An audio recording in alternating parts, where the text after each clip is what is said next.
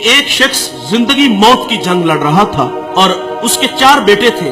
جو سب سے چھوٹا بیٹا تھا اس نے اپنے دوسرے 3 بھائیوں کو جمع کیا اور ایک عجیب سا فیصلہ ان لوگوں کے سامنے رکھا. کہا دیکھو والد بیماری سے جنگ لڑ رہے اور انہیں خدمت کی ضرورت ہے. کہا فیصلہ یہ ہے کہ اگر باپ کی خدمت میں کروں تو وراثت سے مجھے حصہ نہیں ملے گا، اور اگر باپ کی خدمت تم کرو تو تمہیں وراثت سے حصہ نہیں ملے گا. تینوں نے نظریں ملائی. کہا باپ تمہارا، اور اس کی آرزو بھی یہی تھی کہ میں باپ کی خدمت کروں. میرے آقا فرماتے اس نے اتنی خدمت کی جب والد دنیا سے جانے لگا. وہ ہمارے پنجابی میں کہتے ہیں نا کہ جا پتر تینو ستے ہی خیران ہے. جب دنیا سے اس کا والد گیا تو اس پہ راضی گیا. زندگی کی بہاریں لیل و نہار کروٹیں بدلتے رہے.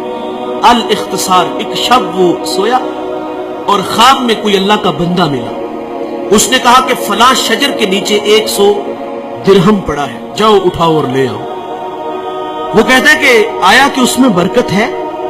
کیونکہ کثرت اور ہے برکت اور ہے. کہا اس میں برکت نہیں ہے. صبح اٹھ کے وہ خواب اپنی بیوی کو سنایا تو بیوی نے کہا گھر کے حالات آپ کے سامنے ہیں، ہمارے گھر میں فاقے ہیں، تو جائیں اور جا کے اٹھا لیں. کہا نہیں جاؤں گا.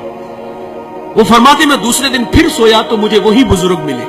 کہا بیٹے وہاں 10 درہم پڑے ہیں. کہا برکت ہے؟ کہا برکت نہیں ہے. تیسرے دن پھر ملے. کہا وہاں 1 درہم پڑا ہے. کہا برکت ہے؟ کہا ہاں اس میں برکت ہے. گئے اور وہاں 1 درہم پڑا تھا، اٹھایا اور بازار چلے گئے. اور وہاں ایک شخص آواز دے رہا تھا 1 درہم میں 2 مچھلیاں. کہتے میں نے درہم دیا اور مچھلیاں لے کے گھر آ گئے اور ان کے پیٹ چاک کیے اور دونوں سے ایک ایک قیمتی موتی نکلا. وہ موتی لے کے بازار گیا، سنار کو دکھایا تو اس نے کہا پورے بازار میں اس کی قیمت کوئی نہیں دے سکتا. بھلا زمانہ تھا، آج تو دھا لگا لیتے ہیں نا. کہا پورے بازار میں اس کی کوئی قیمت نہیں دے سکتا. یہ بات بادشاہ وقت تک پہنچی.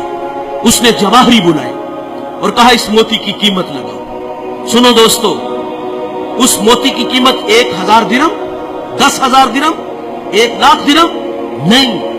اس ایک موتی کی قیمت 30 خچر. ان پہ جتنا سونا لاد لیا جائے اس ایک موتی کی قیمت طے پاتی ہے. وہ گھر لے گیا. بادشاہ نے پھر طلب کیا تیرے پاس کوئی اور اس طرح کا موتی ہے؟ کہا ہاں ہے. کہا بیچتے ہو؟ کہا ہاں بیچتا ہوں. قیمت کیا لوگے؟ کہا اب ڈبل لوں گا.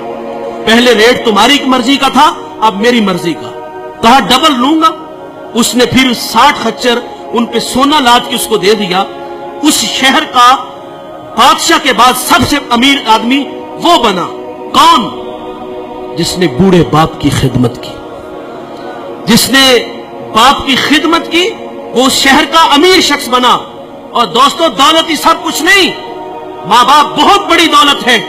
جب وراثت تقسیم ہوتی ہے نا تو بھائی کوئی کہتا ہے وہ کارنر والا پلاٹ میرا، فلاں فیکٹری تیری. جائیداد تقسیم ہوئی تو جو ہے وہ ایک دوسرے کو کہا تیری وہ اور میری وہ. اور جب بوڑھے ماں باپ کی باری آتی ہے تو اس وقت تماشا دیکھنے والا ہوتا ہے. وہاں ہر بیٹے کی آرزو یہ ہوتی ہے کہ یار یہ باپ دوسرے بھائی کے کھاتے میں چلا جائے نا تو میں تھوڑا سا آسودہ ہو جاؤں گا. اب کوئی کہتا ہے 1 مہینہ تم میرا ذرا نکالو نا، میرے تو بچے چھوٹے چھوٹے ہیں، میرے خرچے زیادہ ہیں. اور بچپن میں وہ 500 کی دہاڑی لگاتا تھا اور اس کے 5 بھائی تھے تم.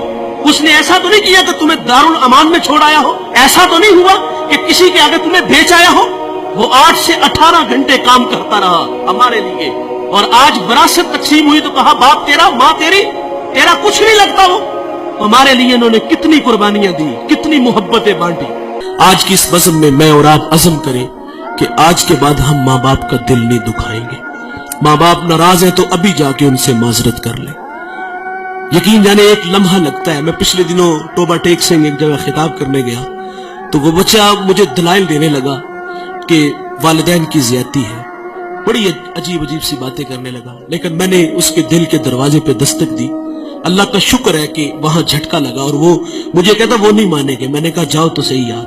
وہ کہتا میں کل جاؤں گا. محض زندگی وفا کرے نہ کرے جاؤ یار. وہ 10 منٹ بعد واپس آیا. وہ کہتا ہے یار یہ تو کائنات ہی عجیب سی ہے. میں بس جا کے ہاتھ باندھ کے کھڑا ہوا ہوں اور مجھے میرے باپ نے مجھے سینے سے لگا لیا. یہ بڑے کمال کے لوگ ہیں، ایک بار ملیں گے دوبارہ نہیں ملیں گے۔ اللہ تعالیٰ سے دعا ہے کہ اللہ ہمیں ان کی قدر کرنے کی توفیق عطا فرمائے۔